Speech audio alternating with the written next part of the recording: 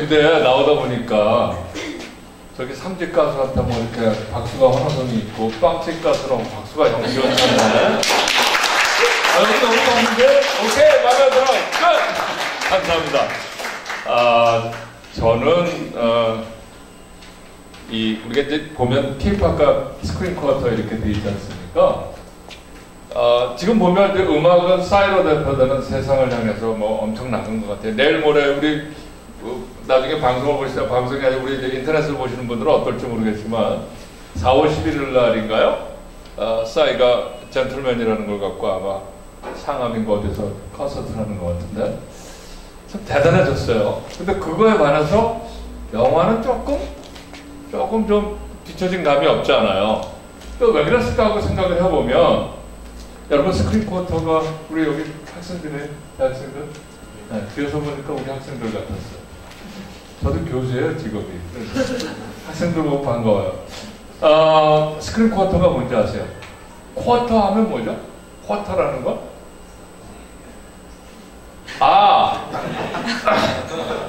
that's quarter. This is a quarter. 그렇게 얘기해요. 쿼터는 Q-U-O-T-A는 뭐죠? 할당량이에요. 지금 말씀하신 쿼터는 Q-U-A-R-T-E-R인가? 맞죠? 스펠링은 몰라도 돼. 그 쿼터는 4분의 1이고 쿼터는 무역 쿼터 하면 할당량입니다. 스크린 쿼터라는 건 스크린의 할당량이 있었어. 우리 지금 스크린 쿼터 있을까요? 없을까요? 지금 이게 별로 문제가 안 됐어요. 근데 7, 8년 전에 스크린 쿼터가 우리나라에 원래 몇 퍼센트가 있었냐면 40%가 있었어요. 이게 무슨 말일까? 여기 이런 쿼터, 이런 스크린이 무조건 우리나라 극장에 예를 들어서 스크린이 1000개가 있다고 가정합시다. 멀티플렉스 생각하지 말고 극장이 1000개가 있다고 가정하면 죄송합니다. 놀부치기를 먹었던 그러면 400개 1년에 1000번을 건다 생각하십시다. 그러면 400번은 무조건 뭐? 한국 영화를 걸었어요. That's screen quota.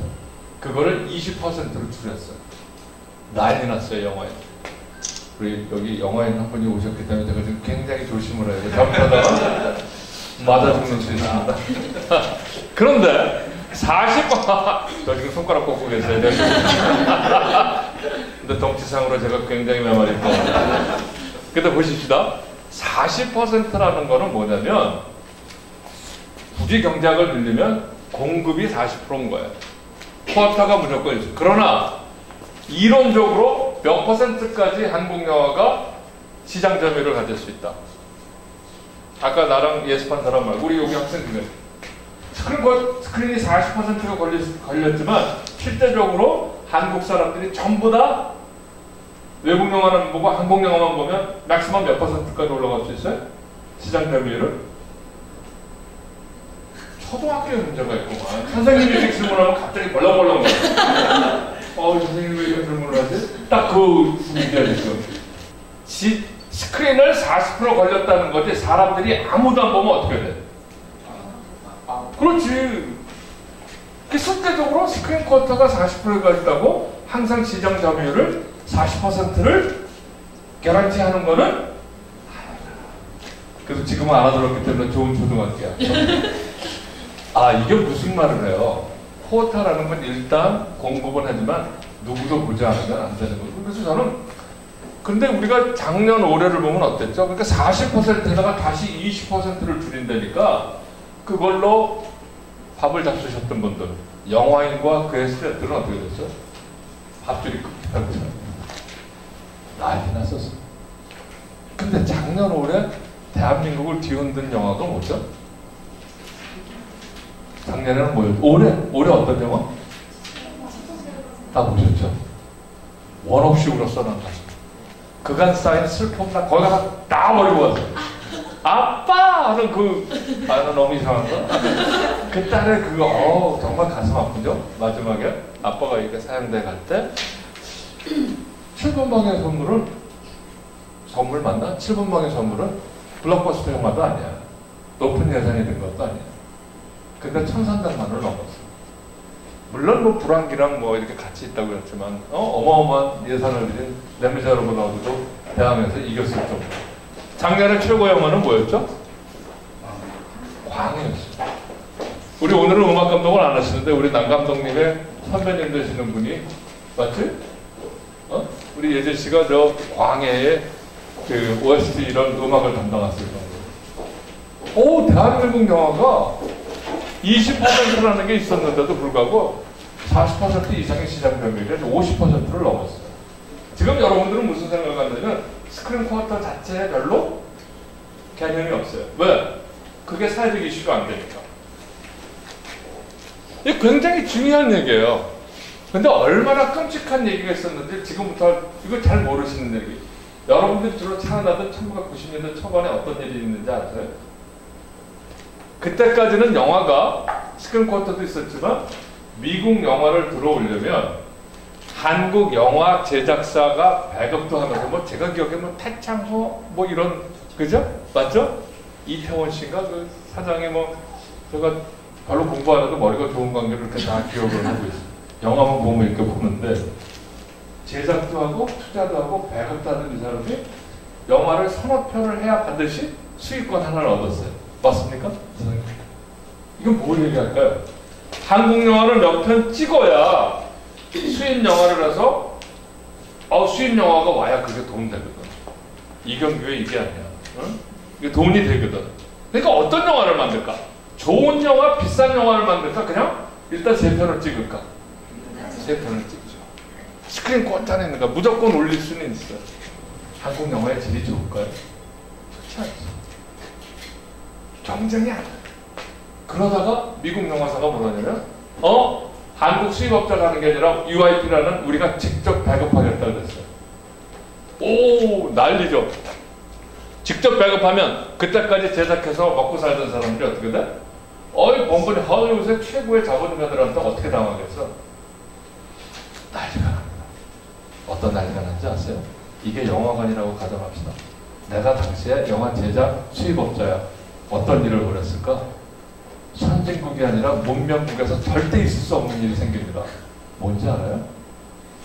내가 오늘 여기로 오는 학생들은 예를 들어서 여러분의 생각과 반대되는 사람들이 거기 모이면 사악한 김정호, 김진국한테 이상한 얘기 들으니까 이 사람들 얘기 못 듣게 하겠다. 무슨 생각을 할 수 있을까?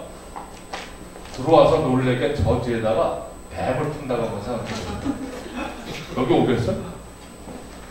백주 대낮에 20년 전에 그 일이 생겼어요. 대한민국에서. 말도 안 되죠? 이런 일이 생겼어요. 외국 영화 못 보게. 진짜 이거. 만약에 김정은, 김진국이 하는 얘기가 사악한 얘기니까 김정은이한테 제일 반대되는 놈들 그런 것부터 치기 위해서 죽이면 안 되니까 여기다가 이 뱀 풀자고 해갖고 여러분들 못 들어오게 한다고 생각해봐. 똑같은 거죠. 그런 일들이 있어요. 왜? 미국 영화가 한국 영화에서 제대로 하지 못하게. 근데 제가 83년에 갔다 94년에 공부하고 돌아왔는데 와서 보니까 80년대 영화는요 정말 유명 여배우 할 것 없이 거의 다 베끼는 영화예요. 베끼는 게 아니라 벗기는 영화였대요. 왜 그랬을까? 싸게 먹힌대요. 싸게 먹힌대. 룸 안에서 찍는데 뭐 주로 벗는 영화, 베끼는 거 말고 표절하는 영화 말고. 물론 그때는 전두환 노태우 시대이기 때문에 좀 아무런 때기도 했지만 UIP가 들어온다니까 영화인들이 불안하기 시작합니다. 비로소 뭐 우리가 흔히 얘기하는 경쟁의 압력을 느낍니다. 어떻게 할까요?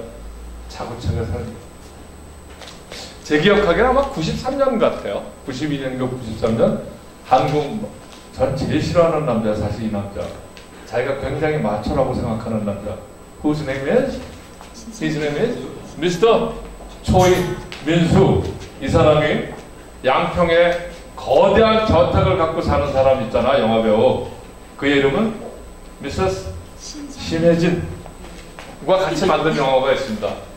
그 영화 이름이 제가 알기로는 결혼 이야기라는 얘기입니다. 소위 말해서 로맨틱 코미디라는 게 생겼어요. 영화가 공전의 히트를 해요. 영화인들이 생각하기에 이런 것도 우리나라에서 되네? 발전하기 시작합니다. 그 다음에 또 뭐가 생깁니까? 당시에 박중훈이라는 코미디 비슷한 걸 하면서 누구랑? 당시 국민배우 안성기 씨랑 큐캅스를 만들어냅니다. 오, 재미난 영화가 되네? 근데 무슨 중요한 게 생겨요. 그러다가 누가 등장합니까? 97년쯤에 대한민국을 뒤흔드는 영화가 생깁니다. 그게 뭐였을까요? 시리가. 그러면서 그 이전에 MBC TV 탤런트 했던 한석규를 이력 대한민국 최고의 영화배우로 만듭니다. That's 쉬리. 근데 여기서 중요한 게 하나가 있어요. 쉬리 당시에 한석규가 주연공이었고 송강호와 최민식은 B급 배우였어요. 그 이후에 한석규가 너무 떴잖아. 작품을 무지하게 고르는 거야. 제가 보기엔 뭐예요? 무지하게 개합품 잡으셨어. 최근에 나오셔갖고 힐링 캠프에서 뭐 어려운 시기라고 하지만 제가 보기에는 굉장히 떴으니까 목에 힘이 많이 들어가셨지. 그 사이에 B급 배우들이 대한민국의 최일급 배우가 됩니다. 최민식과 송강호가. 그러면서 또 누가 등장합니까? 이병헌이 등장합니다. JSA가 등장하고 또 누가? 우리는 이런 영화 배우도 주연급으로 할 수 있으면 최고의 영화를 만들 수 있구나. 이창동 감독과 영화를 찍은 그의 이름은 최근에 힐링 캠프에서 여러분은 그의 얼굴을 봤어요. 별로 영화 배우 같지 않은 사람. 설경구라는 스타가 탄생됩니다. 제가 뭘 얘기하려고 하는 거죠? 한국 영화는 그 이전까지는 뭐였어요? 60년대, 70년대, 80년대까지는 70년대, 80년대 초반까지는 대한민국의 스타는 한 사람이야. His name is what? 요새 좀 찌질이 남자잖아. 늙은 남자. 신성이라는 지. 그 다음에 국민배우 안성기가 나타났어. 오, 한석규가 나타나더니 2000년대 들어와서는 대한민국의 남자 배우의 전성시대가 생겼다. 지금 봐. 최민식, 송강호, 또 설경구, 그 다음에 여러분들이 좋아할지 모르겠지만 신하균도 있고, 그렇죠? 동막골. 누구? 그건 최근이야. 너무 언니는 너무 이렇게 아깝다. 그죠?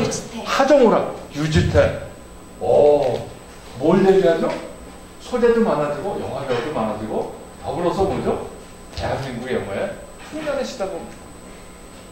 그럼 옛날의 논리로 돌아가면 어때요? 스크린 쿼터를 40%에서 20% 줄면 대한민국 영화가 설 자리가 없다고 그랬어요. 그게 영화인들이 제일 고민하는 거였어요. 그래서 설 자리가 없어서 광해가 탄생하고 7번 방의 선물이 태어나네. 요새 문제는 있어요, 물론. 김기덕 감독이 굉장히 작년에 왜 황금사자상 하면서 굉장히 심하게 얘기했죠. 너무 큰 영화들이 독립 영화들을 못한다고. 그건 어느 나라에나 다 있는 얘기예요. 특히 미국 같으면 여러분 그 잘생긴 배우 알죠? 한국의 50, 60대 아줌마들이 너무너무 좋아하는 배우. 빌리 그레이엄은 목사인데. 누구? 내가 모르는 사람은 땡. 누구? 로버트 레드포드라는 감독이 있잖아요. 그는 썬댄스 영화제라는 걸 만들면서 독립영화제를 합니다. 어디나 다 같이 있는 일이에요.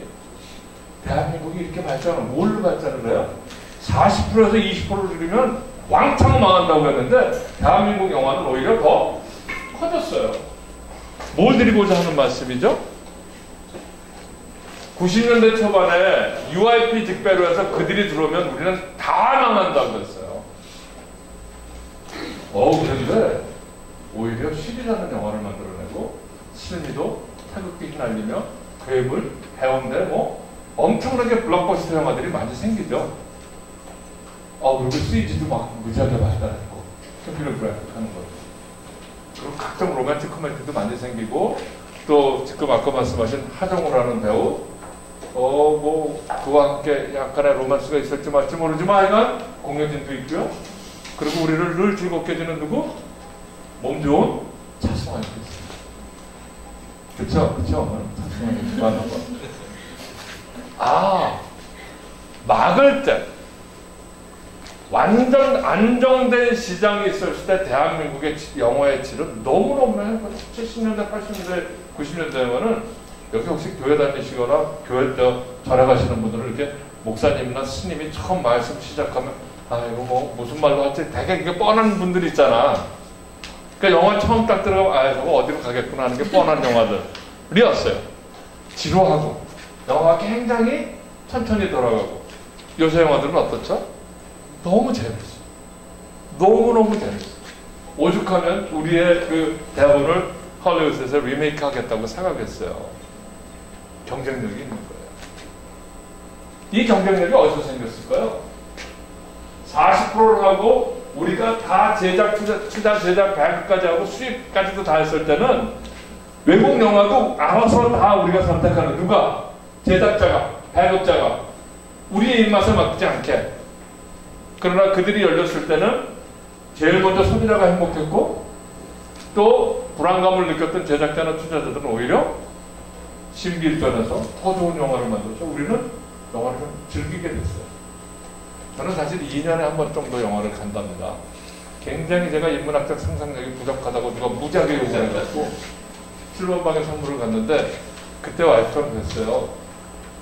여보, 우리 한 달에 한 번은 꼭 갑시다. 2달 지났어요. 아직 못 갔어요. 근데 가고 싶은 영화가 너무 많아요. 신세계도 못 봐갖고 너무 아쉬워. 응? 그러니까 결국은 대안까지 풀어서 막으려고 했을 때 대한민국의 영화는 형편없었지만 40%를 20%로 줄였을 때 지금 여러분 세대는 우리한테 스크린 쿼터가 있는지조차도 모릅니다. 그러나 많은 영화인들은 당시, 또 많은 시장 개방하는 걸 반대했던 분들은 40%에서 20% 되면 한국의 영화 산업이 죽는 것뿐만이 아니라 우리의 정서가 메말라집니다. 우리의 영혼이 그들에게 팔려갑니다라고 얘기했습니다. 10년 전에 당시 대통령이신 김대중 대통령께서, 그분은 우좌하면 굳이 좀 좌측에 계신 분인데, 일본의 시장 개방을 한다고 그럴 때 그 대통령으로 뭐라고 그랬냐면 우리의 영혼을 팔아먹는 대통령이라고 그랬어요. 근데 일본의 시장을 오픈하니까 그때 누가 제일 반대하는지 아세요?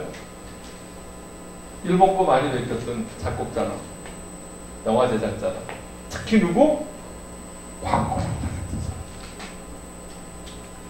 광고 담당했던 분들 난리가 났어요. 왜? 이해가. 그런데 여니까 어떻게 됐어요? 오히려 누가 영어를 팔아요? 카라의 엉덩이에 영어를 판다는 건 누구였어요? 일본 애들이었잖아요. 우리는 절목한 건 아니에요. 우리를 같이 남구로 가게 된 거죠. 그러니까 결국 나누고 싶었던 말씀은 저는 그겁니다. 여니까 우리가 더 커지더라. 저는 그래서 스크린 쿼터 때문에 대한민국의 영화가 이만큼 발전했다고 결코 생각하지 않습니다. 만약에 그렇게 생각한다면 우리 여기 이사장님 계시지만 영화인을 굉장히 모독하는 발언 같아요. 영화인들 스스로 시장을 보고 시장을 넓혀갖고, 우리 지난 한 10여 년 이상 보면 매년 어마어마한 영화상들을 받아오시죠. 저는 영화랑 관계하지는 않지만 너무 뿌듯하더라고요. 황금사자상, 저 베니스 가봤거든요. 야, 거기서 내가 간 기분이 들어.